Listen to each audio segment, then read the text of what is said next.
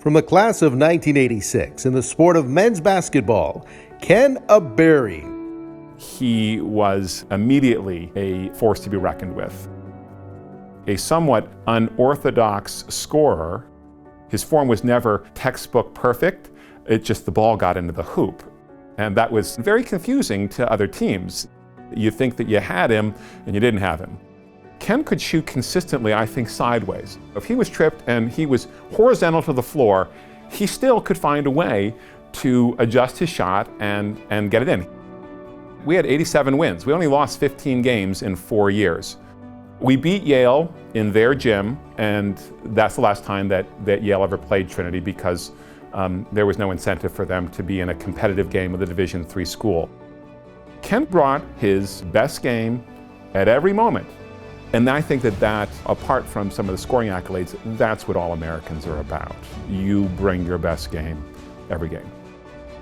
I think that he is an extraordinary ambassador for Trinity College athletics and for the men's basketball program. Ken was always a force. He would joke a little bit every once in a while and say, we need to feed a bear, because a bear was the way they mispronounced a beery with some regularity. And it was never a bad idea to feed a bear.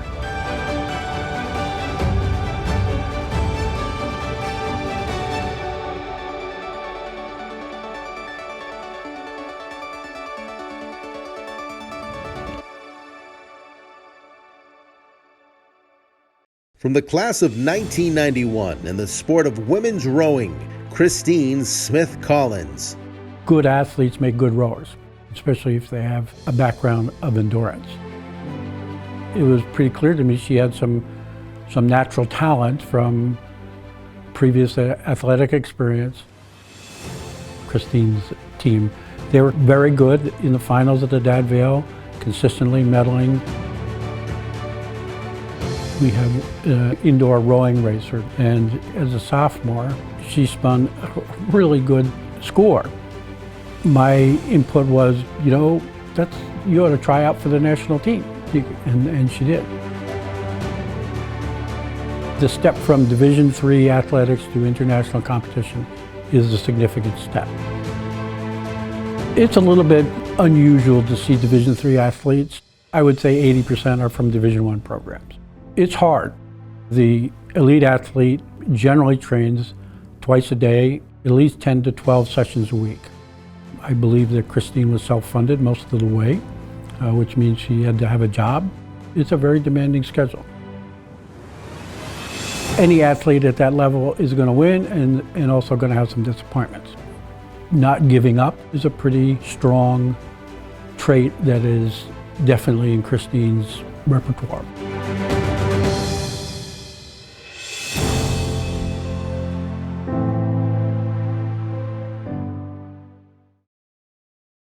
From the class of 1985 in the sport of men's squash, Bill Doyle. When he came on campus, the very first thing I realized about Bill was he looked you directly in the eye, and he was very serious, and he projected a great deal of confidence, not cockiness, but when he said he was going to do something, you said to yourself, I think this guy's going to do that.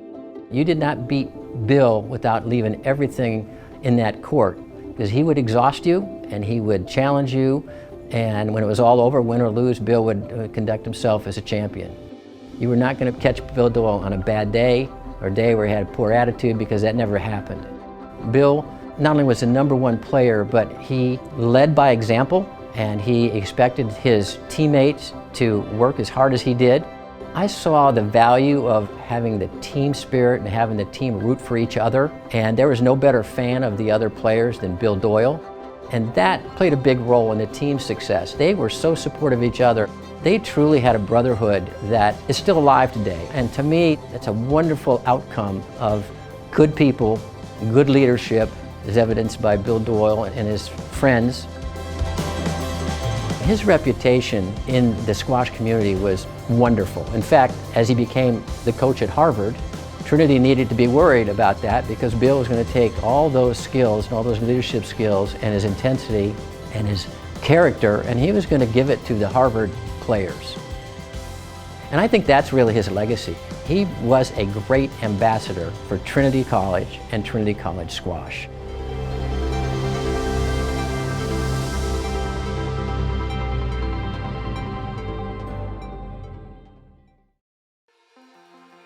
From the class of 1984, in the sport of women's swimming and diving, Fredrick-Cristea. She could excel at everything from the 50 freestyle to the mile swim because she could set her head in a certain way that others didn't really have the capacity to do. Dia transferred into Trinity from TCU, Texas Christian University, and she had a full ride athletic scholarship there for her swimming. It was a little bit intimidating when she first started swimming to meet a swimmer who came from full ride scholarship status, but out of the pool, she's a very casual, easygoing personality and person. In the pool, it's a whole different story. She's a really strong mental swimmer and an ethereal thinker when she's in the pool. She was able to transfer that to Trinity easily and be a star there. Dia has a true artistic bent, and it's really part of her personality and a part of her personal style. It touches the way that she decorates her dorm room, the way that she dresses, the way that she carries herself. Her interest in architecture and art history and music is a true piece of her personality and character. Dia was one of the best athletes that I've ever participated with, and mostly it was due to her mental strength. She wouldn't forgive herself if she didn't do her very best and swim her very fastest. When she was around, you knew you were around somebody who was just a standout.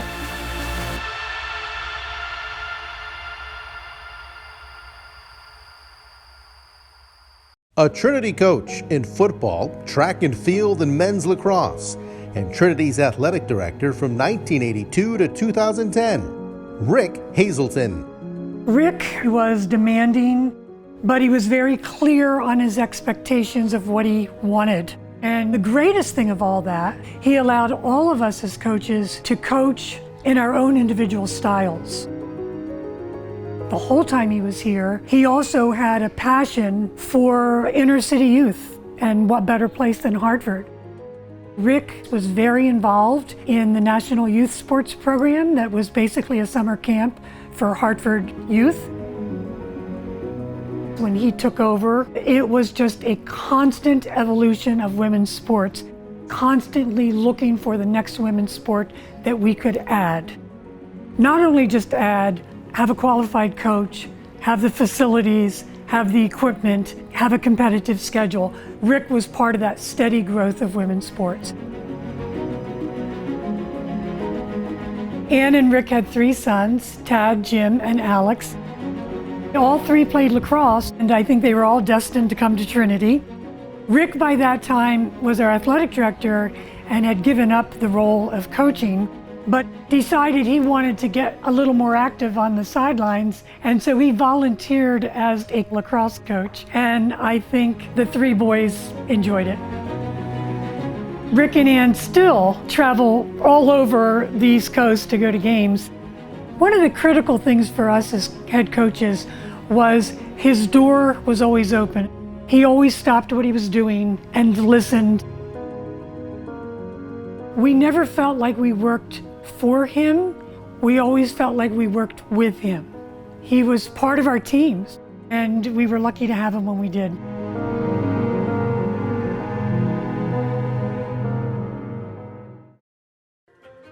A Trinity coach in men's basketball and volleyball, Stan Ogrodnik. He was more of a counselor and a mentor to the players than just a pure basketball coach. And that came from his background. He had 2 master's degrees, one in counseling and one in psychology. And so he was a real thinker and wanted his players to think the game as well. Stan was always very positive and talked a lot about non-basketball things, which kind of was different than a lot of the other coaches. He had a saying that I don't recruit anyone that thinks they're a Division III player. I want Division I and Division II players, because you're not going to win the big games with guys that think they're Division III players. Stan's well known in the coaching community. He had a pretty good friendship with Jim Valvano, and I know Valvano had offered him assistant jobs when he was at Iona and then also when he was at NC State. But Stan used to say, I have a great job here with great student athletes, and I feel I can make more of an impact than just on the basketball court.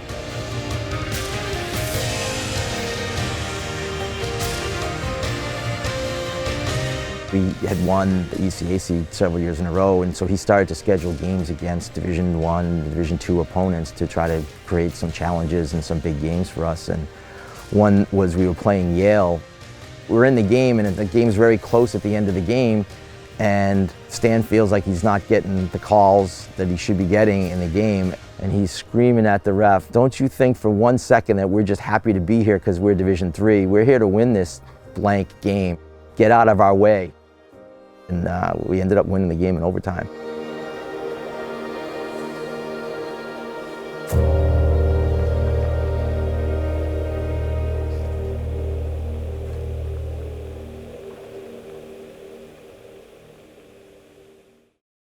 From the class of 1985 in the sports of women's soccer, women's basketball, and women's lacrosse, Karen Rogers Miller.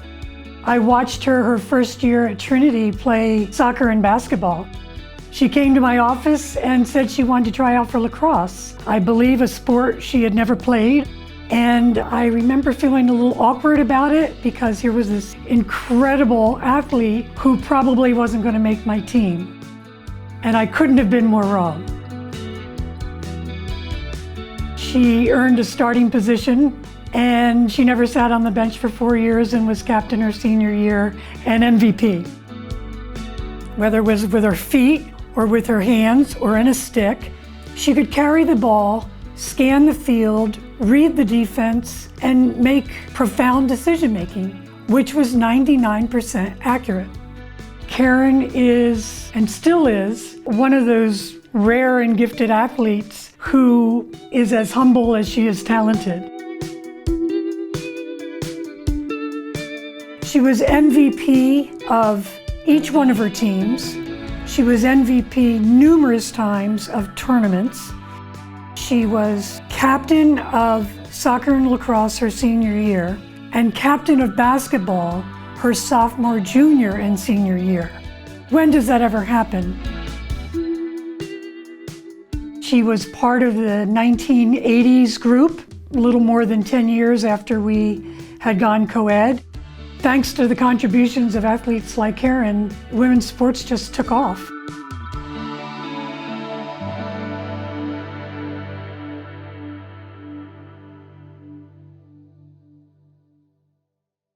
From the class of 1956 in the sports of football and baseball, Charlie Sticka.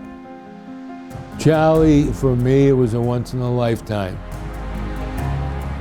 Ward Curran, who was a teammate of Charlie's and mine, and I felt that Charlie was one of the greatest athletes who ever played at Trinity, and he should be nominated, and that's why we did it.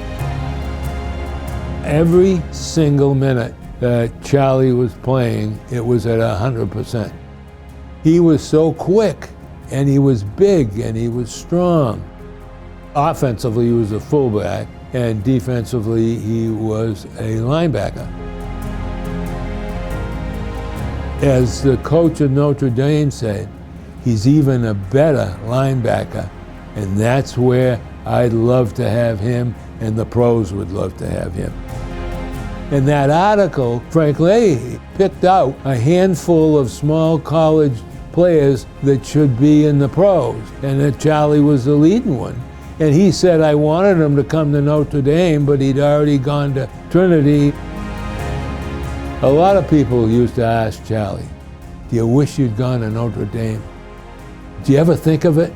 He said, I did a couple of times, but I'm awful glad I didn't. I'm awful glad I played football with these guys, and they're my friends for life. That's what he says. And you know what? He means it. Charlie is just a special guy, and we all knew it.